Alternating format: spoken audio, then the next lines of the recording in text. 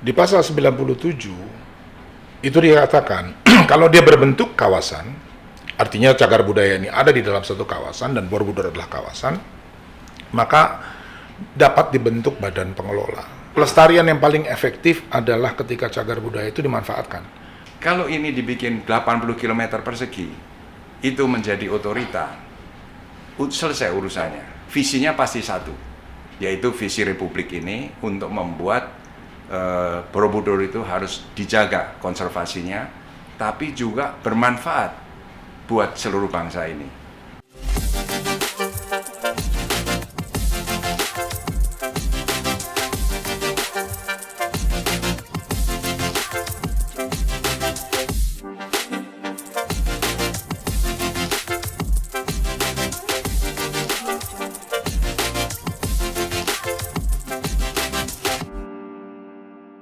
Assalamualaikum warahmatullahi wabarakatuh. Selamat datang pada program kami Presiden Eksekutif Club, sebuah ajang berkumpulnya tokoh-tokoh bangsa untuk memberikan sumbangsih bagi Indonesia.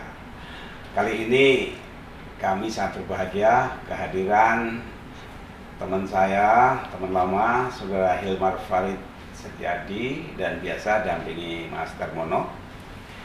Kita akan berbincang-bincang bagaimana kita mengembangkan, mengkapitalisasi kekayaan budaya kita, terutama berkaitan dengan warisan-warisan yang sangat monumental, misalnya Borobudur. Sebenarnya tidak hanya Borobudur, tapi kali ini Borobudur khusus kita angkat sebagai fokus utama. Nah, Borobudur ini satu warisan budaya yang sangat langka, bahkan satu dari 7 keajaiban dunia. Tapi saya lihat dari sisi marketing, manajemen, pengunjung, dan dampak pada lingkungannya untuk mensejahterakan ekonomi, pendidikan, kebudayaan itu belum optimal. Nah, oleh karena itu kita ingin berdialog ya dengan Mas Hilmar sebagai Dirjen Kebudayaan.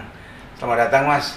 Terima kasih Dari tamu kami. Ya. Ini yang sekian kalinya ya kita banyak teman-teman yang concern pada budaya Indonesia.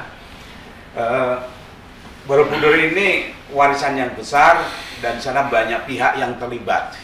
Karena banyak pihak kadang-kadang tidak jelas nilai leading sektornya siapa, dan bukannya 1 tambah 1 itu menjadi 111 gitu kan. Tapi sinergi ini malah anergi, karena banyak pihak bukannya malah menimbulkan sinergi tapi malah kemudian malah macet. Betul. Ini gimana Anda sebagai dirjen, baik sebagai intelektual selama ini, budayawan, dan sekarang kebetulan diberi posisi kewenangan mengurus ini, gimana Mas? Baik, makasih Pak Komar dan juga Pak Darmono. Ini memang mesti diurut ke belakang ya. Ceritanya mesti kita urut ke belakang ketika Borobudur ditetapkan sebagai warisan dunia. Kenapa ini penting? Karena biasanya aspek ini yang kurang diingat ketika bicara tentang Borobudur ya. Jadi ada kecenderungan langsung, oke, ini jadi destinasi wisata atau ini jadi destinasi yang lain-lain. Nah, itu sendiri saya kira mereduksi Borobudur menjadi semata-mata sebagai sebuah situs ya untuk berbagai macam kepentingan. Saat ini tengah ada upaya ya untuk konsolidasi ya, semua sumber daya para pemangku kepentingan yang ada di Borobudur dan juga selama ini berkiprah di Borobudur untuk share visi yang sama dulu gitu. Karena itu yang saya kira absen selama ini ya.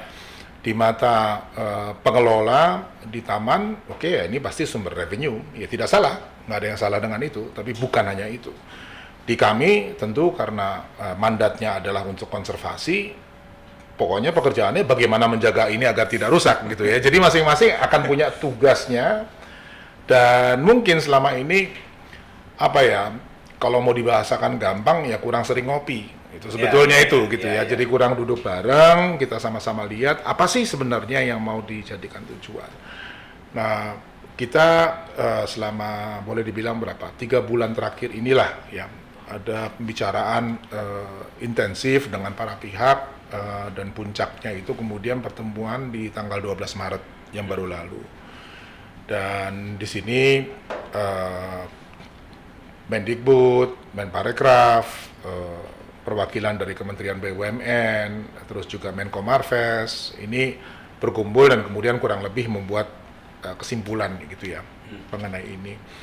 Apa sih yang harus dilakukan ke depan, dan kita sepakat bahwa ya Borobudur ini pertama-tama mesti lihat sebagai satu situs sejarah, kekayaan budaya yang memang nilainya luar biasa ya. Ini saking luar biasanya agak susah dinilai, Prof.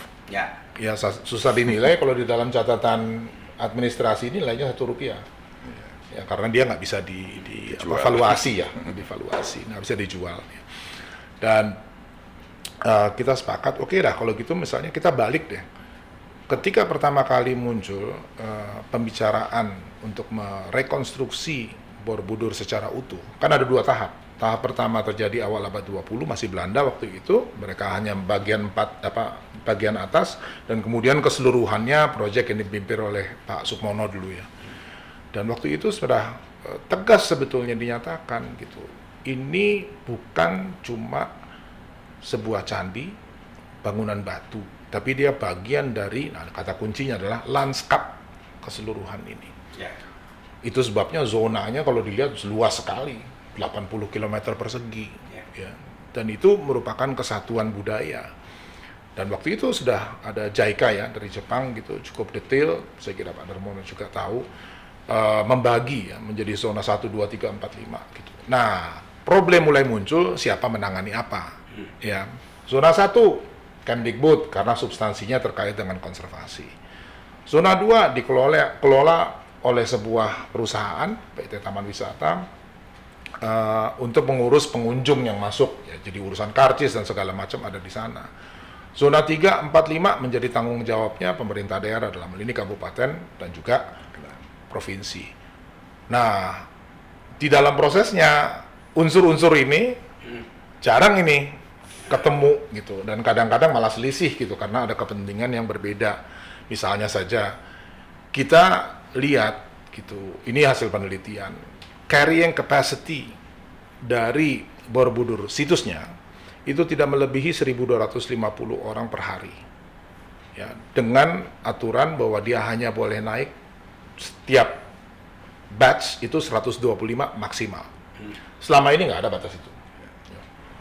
Kalau lagi musim peak ya, lebaran atau apa gitu ya, itu 40.000 per hari, dan nggak ada aturan siapa yang boleh naik apa dan segala macam. Akhirnya apa yang kita lihat, kerusakan terjadi, aus batu tangganya itu sekarang udah aus, permen karet di mana-mana ya. Jadi orang tuh sama sekali nggak ada penghargaannya gitu loh. Kita nih maunya menghargai Borobudur sebagai warisan budaya kita, sebagai satu bukti peradaban yang begitu luar biasa, tetapi nggak mengelola atau nggak mengendalikan ya kunjungan itu dengan baik. Jadi ini kemudian jadi basis diskusi kita, over tourism, management dan seterusnya, sehingga kemudian oke deh, kita kayaknya perlu ada konsolidasi lagi visi ya. Gitu. Nah sekarang konsolidasi itu sampai di mana, Mas? Karena kalau kita bicara warisan itu satu, ada nilai religiusitas, itu tentu akrab dengan Maskad Buddha.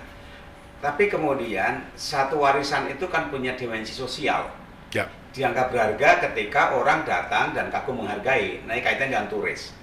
Dan begitu orang banyak kumpul, maka hubungannya nanti kan implikasinya pada manajemen, Betul. kemudian datangkan aspek keuangan, kesejahteraan lingkungannya. Betul. Dan lagi ini bagian dari identitas bangsa, kekayaan ya. Jadi bagaimana agar masing-masing itu tidak eksklusif, Betul. tapi justru harus kerjasama. Sekarang sampai di mana integrasinya dari zona-zona tadi? Ya, kita melihat ya, ini secara legal kan ada undang-undang yang mengatur semua ini, Undang-Undang Nomor 11 Tahun 2010 tentang Cagar Budaya. Di pasal 97 itu dikatakan kalau dia berbentuk kawasan, artinya cagar budaya ini ada di dalam satu kawasan dan Borobudur adalah kawasan, maka dapat dibentuk badan pengelola. Jadi badan pengelola ini unsurnya siapa saja? Pemerintah pusat, pemerintah daerah, masyarakat, komunitas, dalam undang-undang disebut masyarakat adat, dan dunia usaha. Ini yang sepertinya ya selama ini kurang terjadi. Yang terjadi adalah pertemuan-pertemuan ya.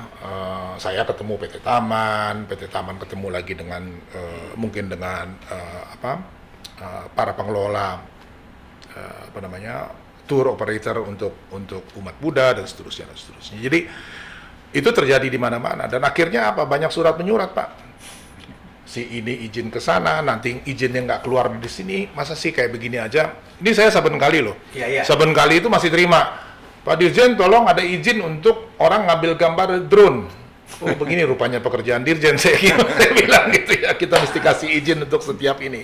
Mestinya kan udah ada SOP, kesepakatan dari semua pihak, oke ini boleh, ini enggak, ini waktunya kapan, dan seterusnya, dan seterusnya. Jadi ini arahnya ke sana, Prof.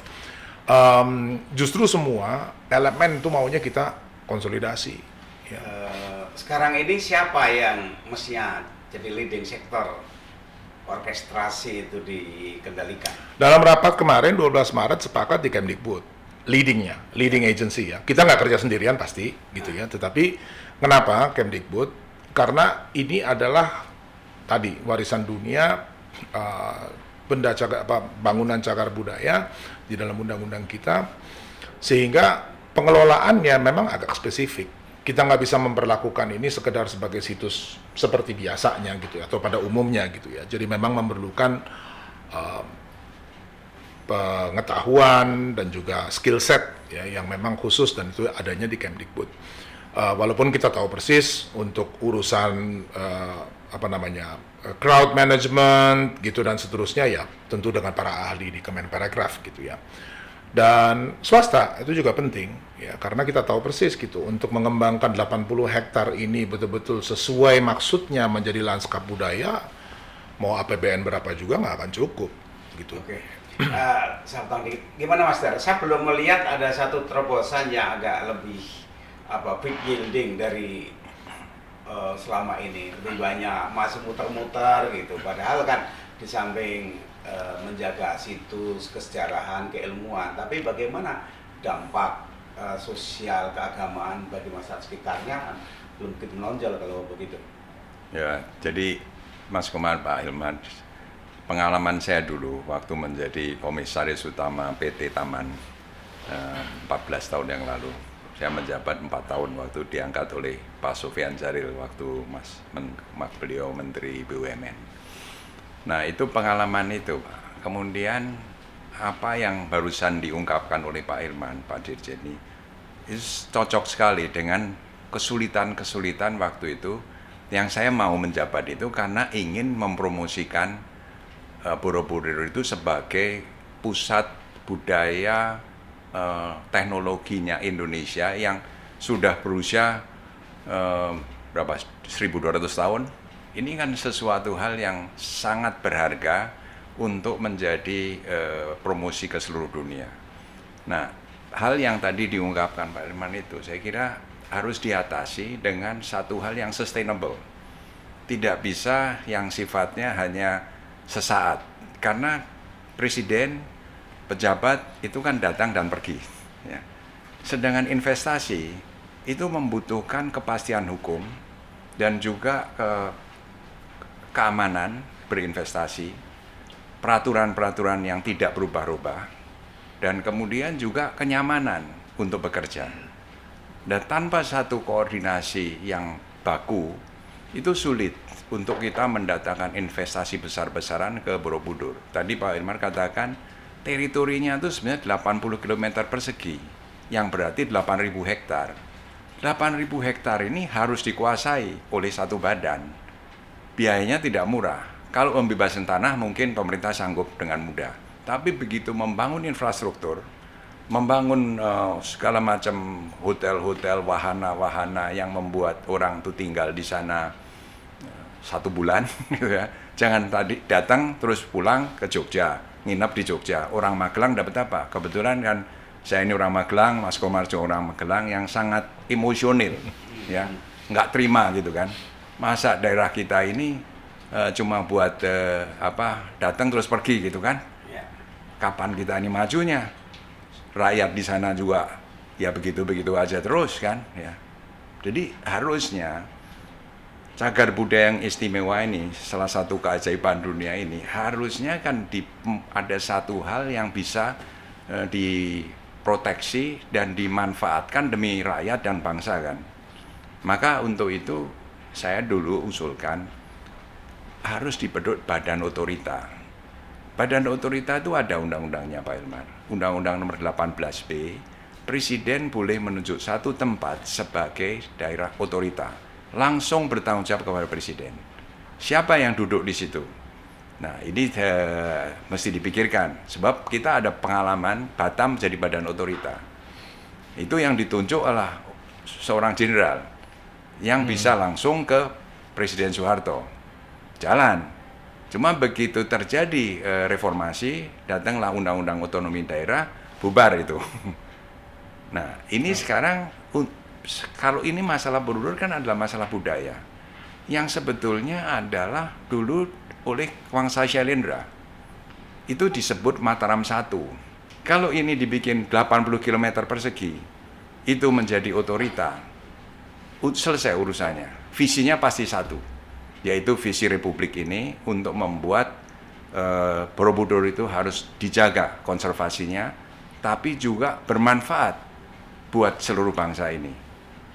Nah, itu salah satu yang saya pikir solusi, Mas ya. Gitu. Gimana Mas Hilmar merespon nih? Cocok. Ya, karena kepentingan kalau buat saya rumusnya begini, pelestarian yang paling efektif adalah ketika cagar budaya itu dimanfaatkan.